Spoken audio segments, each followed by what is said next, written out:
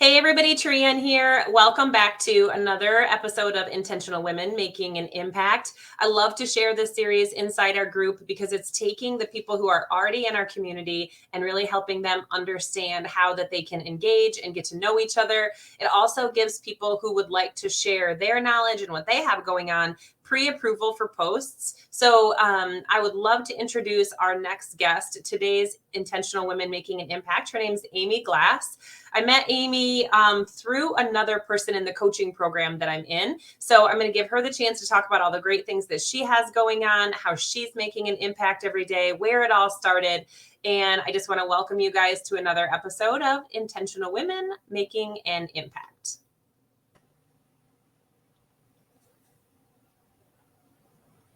All right, welcome on. Hello. Hi. Good So morning good to have you here. Yeah, good morning from Australia. So it is 7:17 a.m. On what are we, Tuesday. So I'm technically in the future, and the future's looking fantastic. So Oh, so good. You know, Australia is one of those places that was always on my bucket list to want to go. yeah. And it's through this coaching group that we're in. I actually have, I think, 3 people that I've spoken to from Australia. Plus, in the book collab that I'm in, I have one person from Tanzania, which is interesting to me.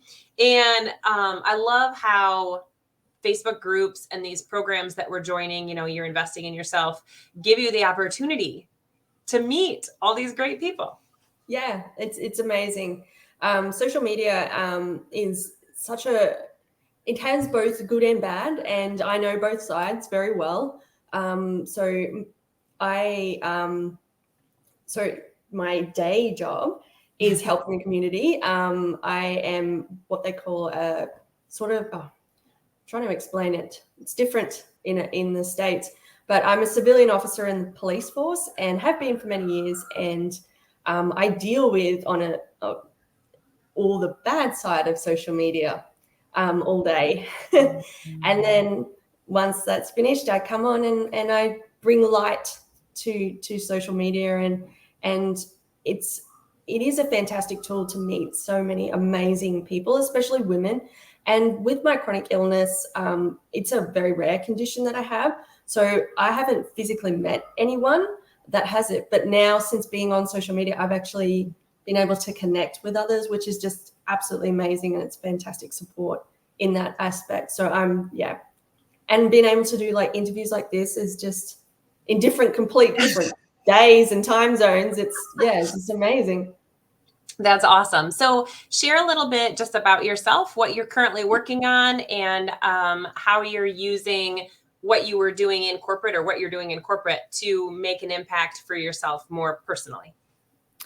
Yeah, so I have a group called A Glass of Natural Health and Wellness, and it's all about revamping your life, stopping the surviving, and start living your best life through mindset, health, and wellness education. I'm very passionate about mental health. I have suffered mental health majority of my teenage years and into my adulthood, and especially because of a chronic illness, it goes hand in hand, but also because what I'm exposed to at work. So I'm exposed to quite horrific things, and it does take an impact. But then I also see it on both sides. I see victims, I see perpetrators, I see officers and colleagues that are suffering from mental health. I see it everywhere, and there's so many different aspects that people can do, like just little things that they could do every day that actually help to build their resilience. And I found, especially with COVID, resilience levels have drastically dropped, and people have been suffering. And I'm just like, this has got to stop. People need to start living. And I'm first to admit, felt I was trapped, and in a very bad way. And I just thought, well, this is never going to change. Nothing's going to happen. And then I'm like, you know what? No, you have a background in psychology. You know what's happening. Let's start doing some other things to heal yourself from all the trauma that you've suffered, and that is an ongoing process, but also able to help others in the process. So that's my mission. And I'm very some of this like dark situation, and we can either sit there and we can go darker, darker, darker, or we can say, but you know what? I'm a person who can do something about how people are feeling. I'm a person who can bring some education to this. So how do I do that in a way that's like not necessarily saying you have to do it this way, but saying, here's some information. I'm the light. Do what you can with it. I just want to help you make your life better, you know? Yeah. 100%. Like in my little team that I work with, because we are, we're what we call frontline. So we deal with emergency situations all the time. We deal with quite horrific things. So I make it sort of my mission that every time I'm in the office, which I'm not in office, I'm only in the office a couple of times a week, just to bring a little bit of happiness. I have these really funny little affirmation cards, and I get everyone to do an affirmation, and they are quite funny. So they make you laugh, and that's just something simple. And then if anyone's having a bad day, I'm just like, hey, do you want to listen to this little bit of meditation? It really calms me down. Or, hey, let's just have a little chat. What's going on? Or let's go for a walk. Anything like that, just to change your mindset and get you out of that little bit of a situation before you go further into that negative mindset, because negativity is it's contagious, and once one person is negative, the whole office and the whole dynamic changes. So, and it's the same for positivity. So if you get one person being positive, the rest of the environment changes as well. So yeah. So tell us how you have your Facebook group now, and you're still doing your other job. What was that click for you one day where you were like, I just think I'm going to start a Facebook group? Like, what did that process look like? No, it's been over a year now. I worked in a particular unit for a very long time. I was severely bullied in that unit and treated very poorly, but I thought because of my condition that no one else was going to hire me. They kind of made me feel like I was completely worthless. So, but one day I get a phone call saying, you're out. There was no reason for it. They're just like, you're out. So I'm just like, oh, okay, what is going to happen to me? And that at the particular time, my condition was progressing because it's degenerative. And I'm just like, well, I need to start thinking long-term. What can I do long-term that can help people have a purpose, but be able to do it from home or on my own terms?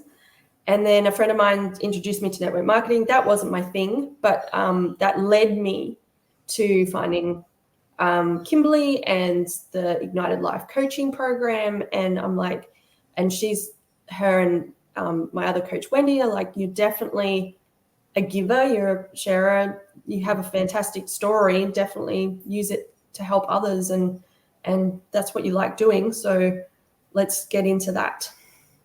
Well, and in your Facebook group, I mean, I'm in your Facebook group and I've gone through many of your posts and absolutely love, but tell us a little bit about you've got like a weekly series on there. Yeah, I do Mindset Mondays every Monday, and it's basically just 5 inspirational or motivational quotes to set your week with an intention. Just give you something to, and each week there's a different theme. So I just did yesterday's because it was Monday here, and it was body positivity. So it's all about self-love and being comfortable in your own skin. So that's the whole week. And the next week it's going to be something different, but it's normally always a positive way of either positive thinking, self-love, self-worth, all those kinds of things. I do also do Wellness Wednesdays. I haven't done that for a little bit because we've just been focusing on motivation this January, but I go live and I just give you an easy tip to improve your health naturally. I'm all about natural health. Coming from I've been in and out of hospital majority of my life and been put on so many different things, and I'm now I take one medical drug that I have to take, but everything else I do not, is all natural stuff. I'm very passionate about that, especially around pain. So I follow an anti-inflammatory diet. I'm very passionate about sharing that and how much that has helped. And yeah, and the group's all about giving you motivation, tips, and how to improve your life. Sometimes we share recipes. Sometimes we share just a motivational quote, a little bit of inspiration. I've got an excellent freebie about self-care, and they're just so easy tips, like everyday tips, that 10 of them that you can fit. Some of them are like less than a minute, but they all little things that make a big impact in your life. And that's what it's all about, easy ways to improve your life. I love that. So when you think about the vision of where this group is going, or where yourself and your coaching is going, what's kind of that next step for you, or that next piece of the vision? What are we working towards right now? I'm working towards starting a podcast, because a lot of people have said podcasting is probably your thing. And I'm feeling it. When I do have sometimes a bit of struggle with when I spend 8 hours a day in the negative side of social media, trying to bring that energy in the afternoons after work. Sometimes I do find that hard, especially when I'm not feeling too great. Mm-hmm. And so I'm like, well, podcasting, I don't have to show my face, but I can talk and I can do that kind of thing too. And I can reach a broader audience as well. But my group, I'm definitely going to be doing some more group trainings, especially around mindset and manifesting, and all things that are just simple ways to improve that negative mindset, especially around self-talk. I'm a massive sufferer of negative self-talk. I have hated myself for a very long time and don't anymore. But that's years of basic self-abuse, and that led to so many mental health problems. And I'm like, it's simple ways to improve it is to start treating myself nicely and speaking. And look, it's not easy, but there are some simple ways but really hard to do, to stop that. And a lot of people don't realize that self-talk, the negative self-talk, has such a wide range of effects. Like, it affects your health, it affects your mental health. It also brings more of that negativity into your life. So if you think, like, if you're treating yourself, if you're saying, oh, I'm so stupid, I'm so ugly, blah, blah, blah, blah, blah, that is allowing those nasty people to come into your life and treat you like that, because they're like, well, you're treating yourself like that inside your mind. Why can't I treat you like that? So from a bullying background, being bullied and all that, I kind of realize now that my negative self-talk was allowing others to treat me in a way that I was treating myself. So now that I treat myself in a kind way, I have a fantastic work environment now. I have very supportive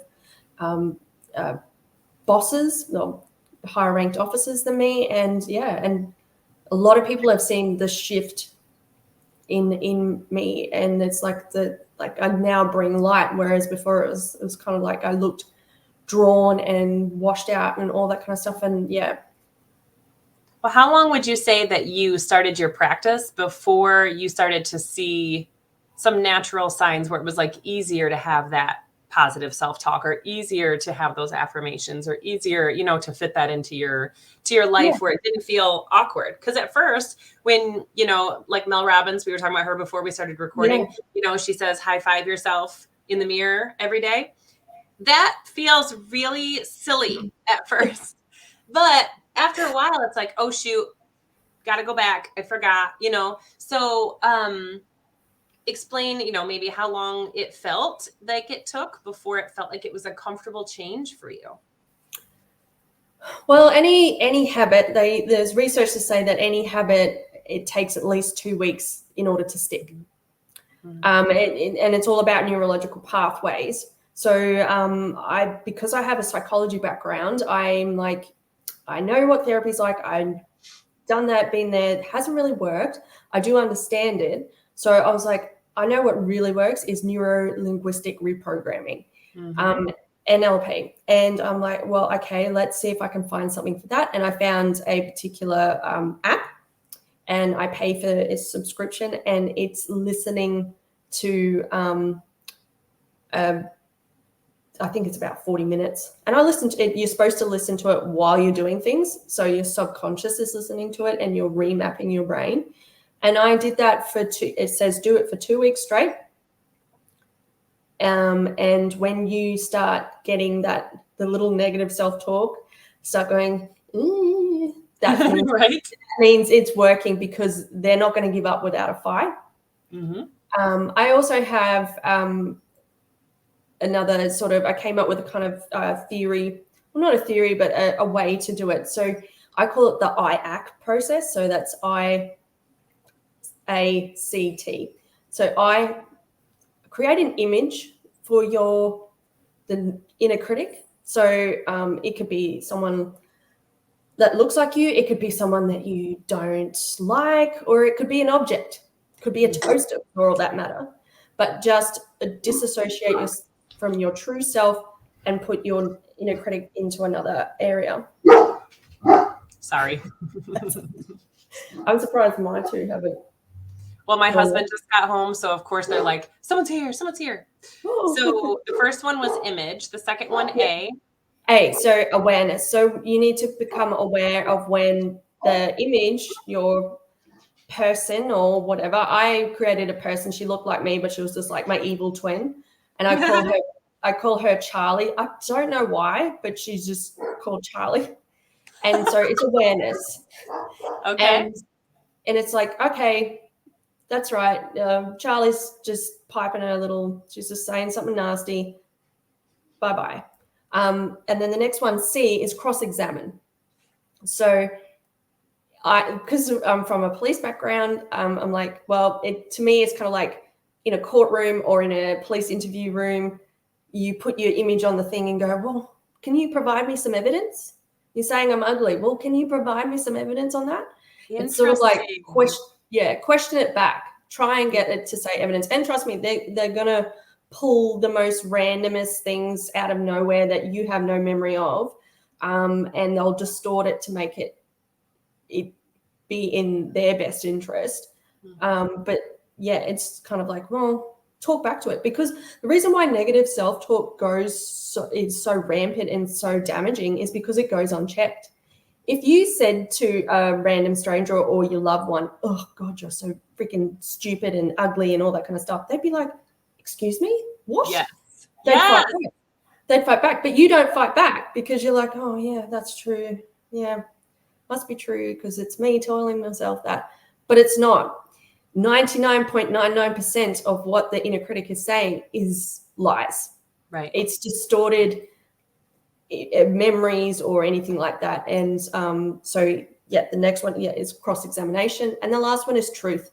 So understanding the difference between your inner critic and when your truth is talking. And when your truth is talking, it's normally going to be in a supportive manner. It's easy. You've got the not so nice lady, we'll call her the bee. And then we've got you've got the whole devil and angel on your shoulder sort of situation. Kind of think of that. And so your truth's going to say, oh, you're looking really good in the mirror. You look good. That's a nice outfit. Hey, that's a great job. You did really well today. That kind of thing. So that's the IAC process. And I found that helps a lot. And with the remapping and stuff, it does. It makes a big difference. And just doing gratitude's another one. A lot of people say, gratitude got a good, and I didn't believe it at first. I'm like, yeah, I'm grateful. I know I'm happy, blah, blah, blah. And so before this year, like last year, I have a Post-it note on my computer. It's just I got so many Post-it notes, and it said, just say 3 things that you're grateful for before when you get up and when you go to bed. But now I have a diary, and every day I write at least 5 things that I'm grateful for. And normally, because it's a page per week, I don't have enough room. So I think next year I'll have a bigger diary, like maybe a page per day. But it just makes a difference because it makes you feel better. And also when you are giving gratitude to the amazing things in your life, you're going to get more of that because it's the law of attraction. So it's a win-win. Yes. Yes. I love that you say that because, so we have a challenge called the 21-day morning rush challenge. And in that challenge, one of the top things that we do is 3 things that we're grateful for or more. We do 3 to 5 as the goal, and trying to explain to people, like, you cannot be ticked off and feeling that warmth of gratitude at the same time. So trying to, take a situation, and it's a crap situation that happens sometimes, right? And saying, okay, but first of all, what am I learning here? What is that lesson? And then saying, I'm grateful for this lesson. I'm grateful for this opportunity. I'm so grateful for the people I met. I'm so grateful for, and you just start to spin it and spin and spin. And you come up with more things to be grateful for, but you're altering that state. Yeah. Yeah. And you can't be, you're right. You can't be in a bad mood when you're practicing gratitude. You can't be in a bad mood when you're giggling. Right. If you're having a really crap day, watch something that makes you laugh. You will instantly feel better, because if you cannot be angry and laugh. I've tried, because my husband likes to, he does that. He knows when I'm having a bit of a moment. I'm getting angry and frustrated. He'll come and he'll just make me laugh. I'm like, oh, I'm so angry at you for doing that, but I can't be unhappy anymore. Thank you for getting me out of my charge. Yeah, exactly. Yeah, all right. So we will make sure we get a link to your Facebook group in the notes. I also, if you don't mind sharing, the 10 ways for self-care. Oh, yeah, 100%. For self-care. So we'll make sure we get that in the notes as well for everybody. And at the end of this, again, because I've had you on the hot seat for the last 20 minutes, I always give you an opportunity to ask any sort of question that you would like to ask of me. It's only fair in love and war, right? So you're welcome to shotgun me a question as well. Oh, mine's drawing a blank. I know. Yeah. Can't think of this time in the morning. Oh, yes, I can think of this time in the morning because I start work at 6. So normally I'm a morning person. So for me being it's 4 p.m. our time. So for being 4 p.m. our time, I'm already I've burnt everything out for the day. You know what I mean?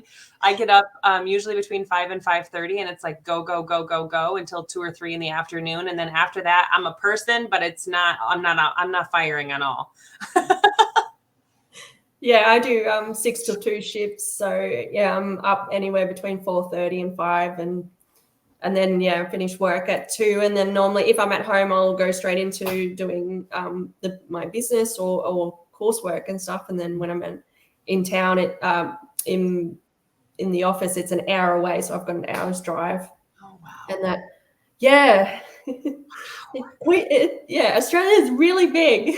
Yes, we were talking about that beforehand. Yes. So, you were talking about wanting to start a podcast. That's interesting. Yeah. So my old job used to be a 30 to 45 minute commute. And that's actually how I started shifting my own mindset. Is my sister was like, have you ever listened to podcasts? You would really like podcasts, and they're free on your iPhone. And I'm like, how do I even get to those? I was totally at a grumpy spot. My second daughter was 9 months old, and we hated each other. And it was a situation. So I was like, I've got to adjust what's happening up here, and I'm going to have to do it myself, So I started listening to Lori Harder's podcast, Earn Your Happy. And this was, my daughter's 8 now, so over 8 years ago. And I have subscribed to a number of them by now and started my own. And at this point, I'm like, podcast saved my life, saved my kid's life, probably. But it was that commute going back and forth and being able to use that time. I called it Automobile University at the time, because I would just listen to information to keep my mind learning and growing and focusing on what I wanted to focus on. Yeah. Okay. Well, I've now got a question for you. Okay. What do you think was the hardest thing to do, as part of shifting that mindset? What do you think was the hardest part of that? Was it starting, or was it sticking to it, or both?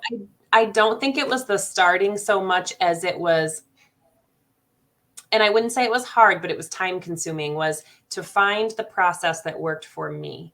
Because like I say in my morning rush challenge, like I could give you a morning routine of 10 to 50 items and say, do these every day. But if you are not bought in and they are not specifically working for you in your life, you're not going to make the changes. You're going to make changes, but you're not going to make the changes that you could make because it's geared more towards you. Right. Yeah. So in morning rush, I have them come up with their own morning routine, whether it's 2 things or it's 10 things. The point is, then we stick to it for a number of weeks. And I would say that that's been the biggest difference is I just had to find out what worked for me. Yeah. And then I have to stop myself whenever I get to a point where I might not really steer away from it, but maybe I skip like listening to a podcast every once in a while, or maybe I skip writing down my gratitudes because it does make a huge difference. Mm. So I think the consistency and figuring out what worked for me was probably the 2 main ones. Yeah. And that's the hardest part. A lot of people think, oh, I need to, like the conventional way of changing mindset, or especially around mental health, is like, I'll go and see a therapist. Sometimes therapy, it is fantastic. Don't get me wrong. But sometimes it's not the whole answer. It could be the start of something. But you've got to find something that works for you. And you've got to also think outside the box too, because there's a massive research in relation to gut health and your mood. Mm-hmm. So if you have really poor diet and all that kind of stuff, that's affecting your mood as well. So you could be doing the most amazing therapy in the world and still not feel fantastic because the other side is not getting fixed. So it's a whole journey. So it's interesting that you say that, because at that time, like I was living off of 3 Musketeers and coffee and trying to breastfeed. So like what? Yes. So not only was I not giving that nutrition to myself, but anything I was giving myself was coming straight out. So I started on some proper vitamin supplements at the time. I started really thinking about what it was that I was putting into my body, even if it wasn't often enough throughout the day. It was drinking more water, that kind of stuff. So sometimes the mindset thing, like you said, it's not just gratitude journaling. What are you listening to? What are you reading? It's also garbage in, garbage out, right? So 100%. Stuff in, you get the good stuff out, and it's with your nutrition as well. Yeah. Your body, if you think of your body like a car, if you fill it with the wrong petrol or the wrong, you call it gas, wrong gas, it's not going to work. Right. Like it might get down the street, but it's just going to go.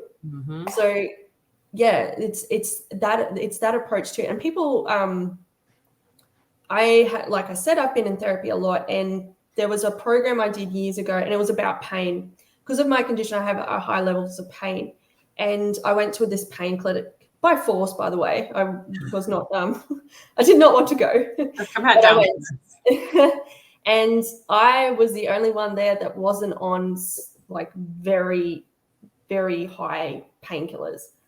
And they're like, everyone chatting in the group, and they're like, oh, what are you on? And I'm like, nothing. And they're like, what? And I'm like, yeah, no, I take some Panadol or something when I really, really need to, but I manage through diet and that, and they're just like, huh? And then there was a psychologist there, and she's like, yeah, no, 100%. You can control pain through diet and mindset. That's because amazing. A lot of it is up here, unfortunately. The whole, I don't know, the old school movie, The Matrix, the body can't live without the mind. So, so if you have a bad mind, the body's going to be bad. And if the body's bad, there's going to be a bad mind. So it's that whole circle. It's a whole approach. That's why my group's called a natural health and wellness, because it's both. You've got to have the health and you've got to have the mindset as well. So right. Full circle. Ed Milet has a book out, The Power of One More, which you may be interested in, because there is a whole chapter in there about the Matrix, as our life or what have you. And he compares it to that movie. And it's really a beautiful chapter. So you'll have to check that out. The Power of One More. Yeah. Mm-hmm. All right. Well, thank you so much for jumping on here today. You've given our group a lot to think about. You were very generous with your freebies. Super appreciate it. Hopefully, once you get that podcast started, because you will, then Yes, I can return the favor for you as well. But yeah, thank you everybody for jumping on today. And Aimee, you were just awesome. So thank you so much. Thank you so much for having me. It still blows my mind that I'm part of this world.